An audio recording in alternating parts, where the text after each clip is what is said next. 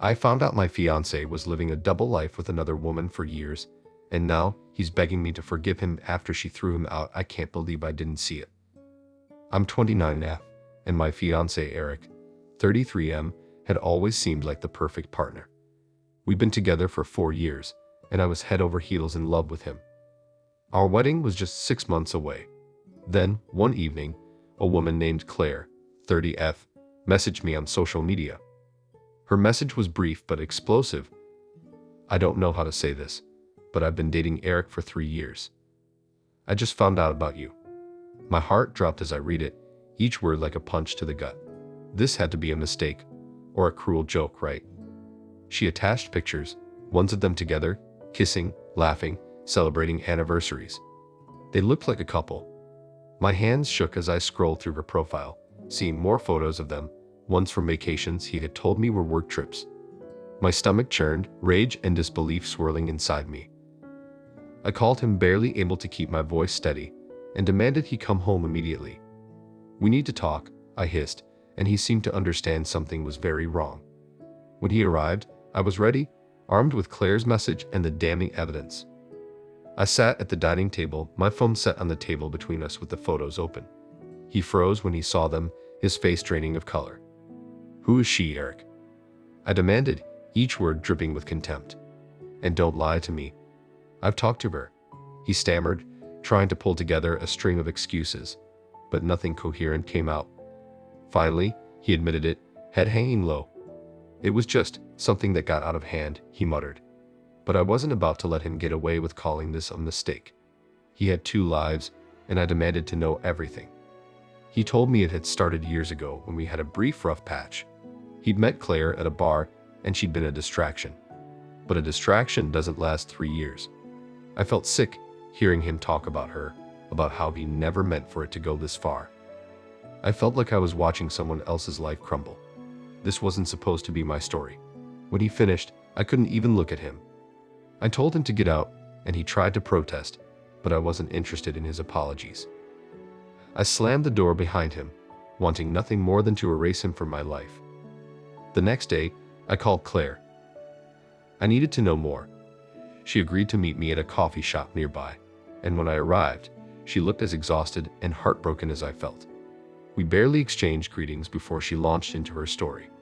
She had met Eric 3 years ago, and he had told her he was recently single.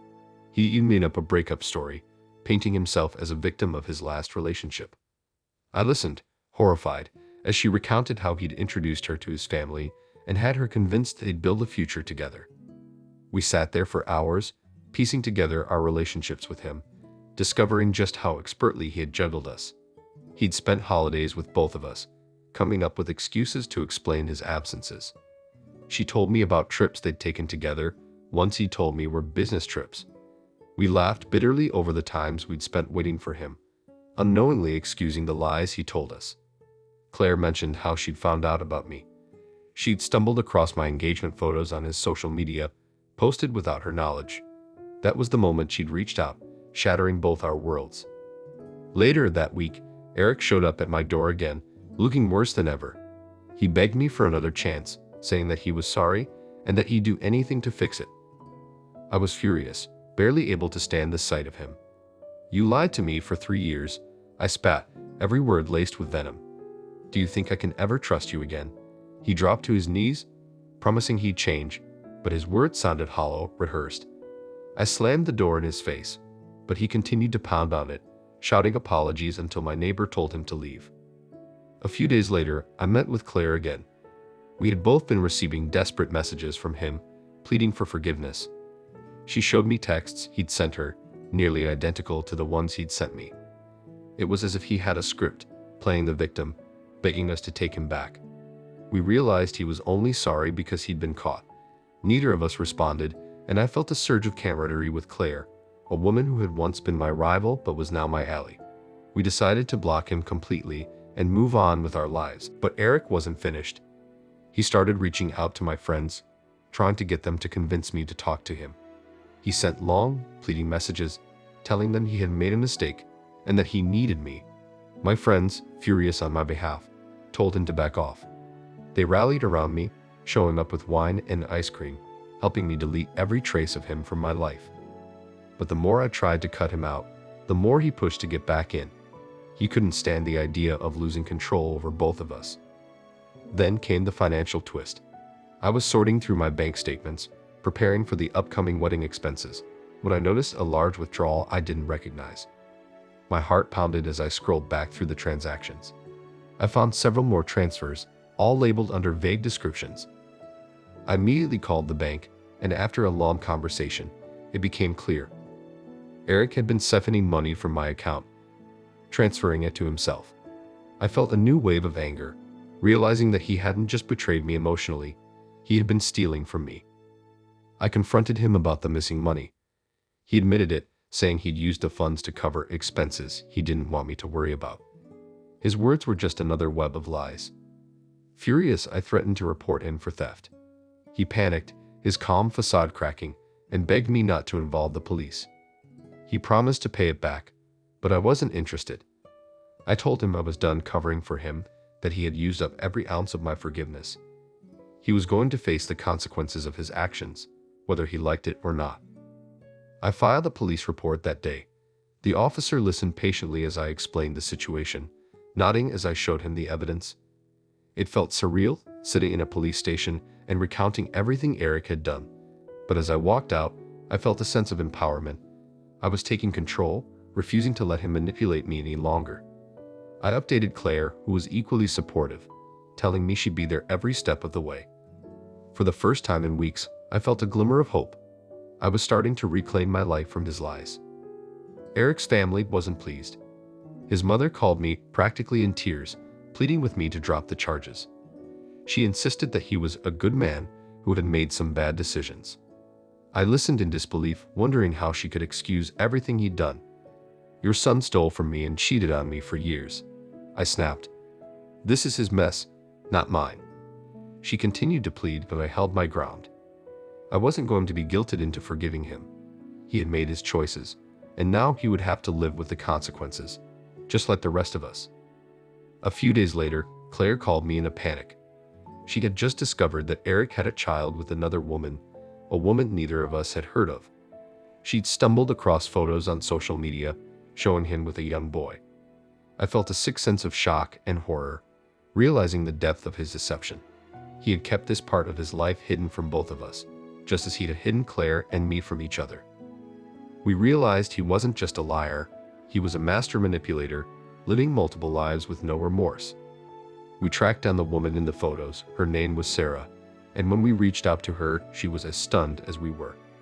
She had thought she was the only one, raising a child with the man she believed was devoted to her. We met up, the three of us, and shared our stories, each one more shocking than the last. She told us about the times he'd disappear for days, claiming he had urgent work trips. He had been using the same lies on all of us, weaving a web of deceit that had caught us all. Together, we confronted him. We set up a meeting, telling him we needed to talk things over. He arrived, looking frazzled, clearly not expecting to see all three of us there. His face turned ashen when he saw us together, and he tried to turn and leave, but Sarah blocked his path. "You're not going anywhere," she snapped. "You owe us an explanation." We took turns grilling him, demanding answers, watching as his excuses grew thinner and more desperate. For the first time, he had no control. He was cornered, forced to face the reality he had created. He broke down, saying he never meant to hurt any of us, that he had been overwhelmed and lost. But his words rang hollow. We had heard it all before, the same empty apologies, the same rehearsed excuses. Claire, Sarah, and I stood together, united in our anger and disgust. We told him we were done with his lies, that we would all be moving forward without him. He begged, switching between pleading and raging, but it didn't matter. We had seen through him, exposed him for what he truly was, a man incapable of honesty or love. As he left, defeated, Sarah suggested we go out for drinks, a chance to unwind after the chaos. The three of us sat at a bar, toasting to our newfound freedom. We shared stories, laughed at his ridiculous lies, and bonded over the nightmare we had all survived. I felt a sense of closure, a feeling that I was finally done with him. We had taken back control, refused to be his victims any longer. That night, I went home feeling lighter, like a weight had been lifted. I was ready to start fresh, free from his toxic influence. Over the next few weeks, I focused on rebuilding my life. I reconnected with old friends, took up hobbies I had neglected, and poured myself into my work. I was determined to find joy in my own company, to rediscover who I was without him. I started seeing a therapist, someone who helped me work through the anger and betrayal. She reminded me that his actions were a reflection of him, not of me. Slowly, I began to heal, letting go of the pain he had caused, reclaiming the parts of myself I had lost along the way. One afternoon, I received a message from an unknown number. It was Eric. He was desperate, saying he had lost his job, his friends, and was on the verge of being evicted. He asked if we could meet just to talk. I hesitated, torn between my lingering anger and a faint curiosity. In the end, I'd agreed, more for closure than anything else. We met at a quiet cafe, and he looked rough, like he hadn't slept in days. He pleaded with me, saying he had nothing left, that I was the only person who had ever truly cared for him. Sitting across from him in that cafe, I felt nothing but emptiness. I let him talk, watching as he tried to piece together a sob story. He told me he had lost everything and had been cut off by his family after they found out what he'd done. I sat in silence, letting him ramble, hoping for some spark of regret. But all I heard was self-pity. "I didn't mean to hurt you," he said, his voice barely a whisper. "You were the best thing in my life." I shook my head, finally speaking. "No, Eric, you lost the best thing in your life the moment you chose to betray me." He reached across the table, grabbing my hand, and I yanked it away, feeling a surge of revulsion. "Please," he said, his voice cracking, "just give me one more chance." I met his gaze, finally feeling a sense of clarity. "You don't deserve a second chance," I replied, my voice steady. "You had years to be honest with me, and you chose to lie every single day." I stood up, dropping a few bills on the table for my coffee. "Goodbye, Eric." As I walked out, I felt his eyes on me, but I didn't look back. I was done.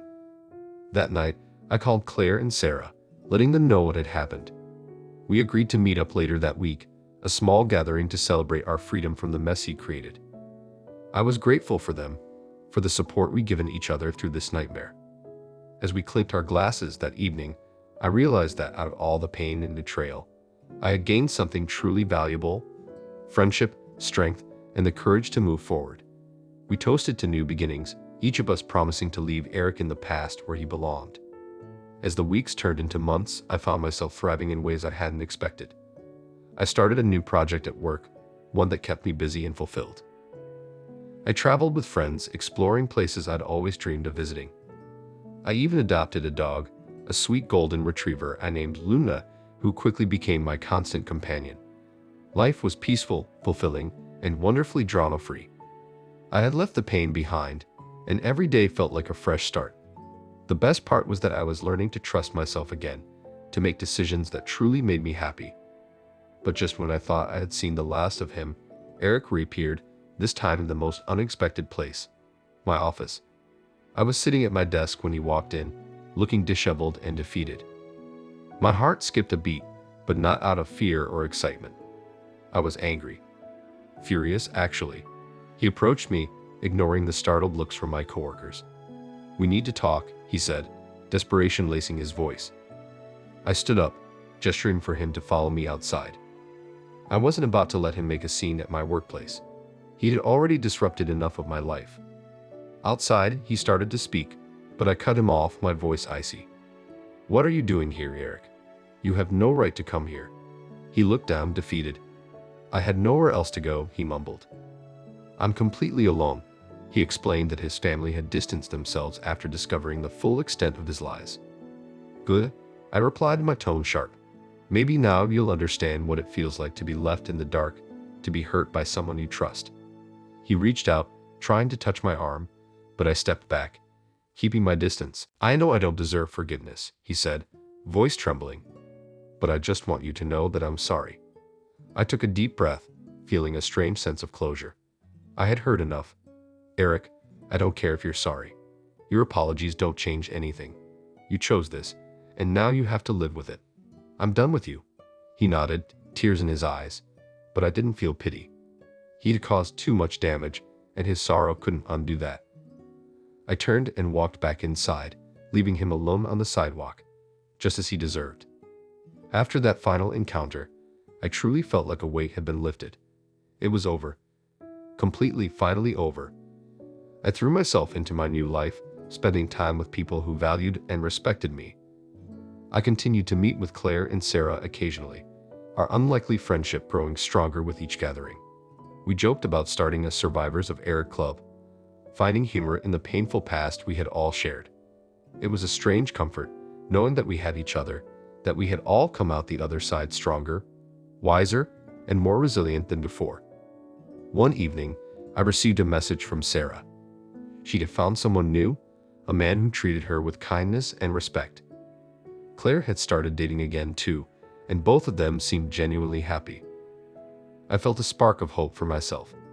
If they could find love again, maybe I could too. I wasn't in a rush, but I knew I wanted to share my life with someone worthy of my trust, someone who would never make me question my worth.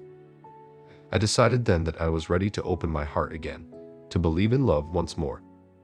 I took things slow, meeting new people, enjoying the simple pleasure of companionship without the weight of commitment.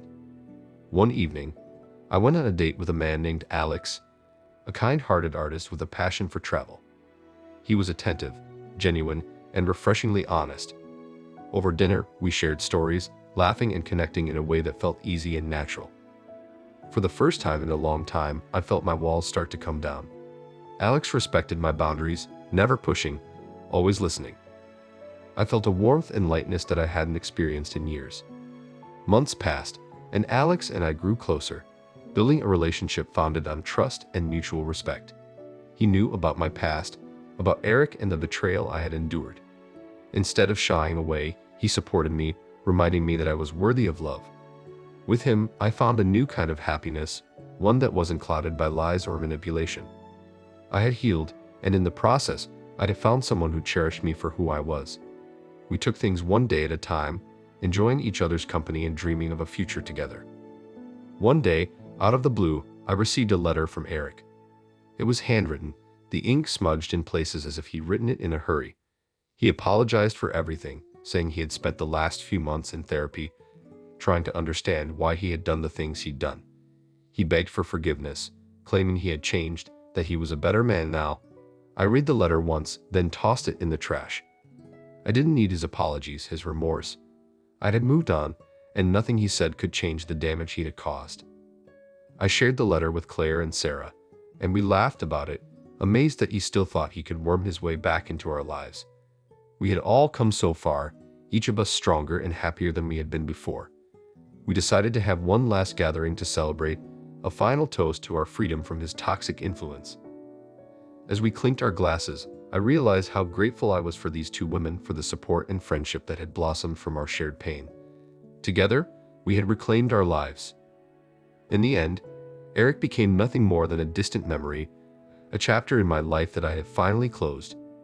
I felt proud of myself, of the strength I had found within me to move on. My life was filled with love, laughter, and genuine connections, and I knew I was exactly where I was meant to be. I no longer thought of him or the pain he had caused. I had built a life that was free from his lies, a life that was truly mine. And for that, I felt an overwhelming sense of peace. Months later, I heard through mutual friends that Eric had moved away, leaving behind the town where he had once juggled multiple lives. The news didn't affect me. In fact, I felt a sense of relief, knowing he was gone. I continued to thrive, building my career, nurturing my friendships, and embracing every opportunity that came my way. The past was behind me, and I looked forward to the future with excitement and optimism. I was no longer the woman who had been broken by betrayal. I was stronger, wiser, and ready to face whatever life had in store. With Alex by my side, I traveled, experiencing the world in ways I had always dreamed of. We hiked mountains, swam in turquoise waters, and shared countless sunsets. Every moment felt like a reminder of how far I had come. I cherished our relationship, grateful for the trust and honesty that bound us together. I had once been afraid to love again, but Alex had shown me that real love was worth the risk. Together, we built a future filled with laughter, adventure, and unwavering support, knowing we could face anything as long as we had each other. One evening, as we sat by a campfire under a starry sky, Alex took my hand, looking into my eyes with a sincerity that made my heart swell. "I've never met anyone like you," he said softly. "You're the strongest person I know, and I'm grateful every day that you're in my life." Tears filled my eyes as I realized just how far I had come from the shattered woman who had once been deceived to the resilient, joyful person I had become. I was no longer defined by my past. I had created a new story, one that was filled with love and hope.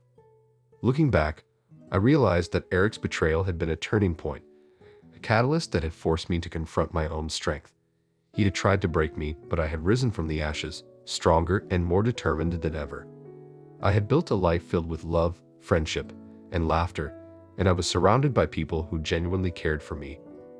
I no longer needed his apologies, his remorse, or his empty promises. I was free, and I knew that I would never let anyone take my happiness away from me again. As the years passed, I continued to grow, learning new things about myself, embracing new experiences, and cherishing the journey that had brought me here. I was grateful for every lesson, every challenge, and every moment of joy. I had built a life that was mine, a life that I was proud of, a life that no one could ever take away. And as I looked around at the people who stood by me, I knew that I was exactly where I was meant to be. The past was behind me, and the future was filled with endless possibilities. And so, my story came full circle, from heartbreak to healing, from betrayal to love.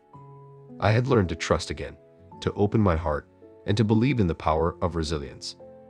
I had faced my darkest fears and emerged stronger than ever. With Alex by my side, and friends who felt like family, I knew that I was finally home. My life was no longer defined by the lies of the past. I had created a new chapter, one filled with hope, happiness, and a love that would last a lifetime. And for that, I was forever grateful.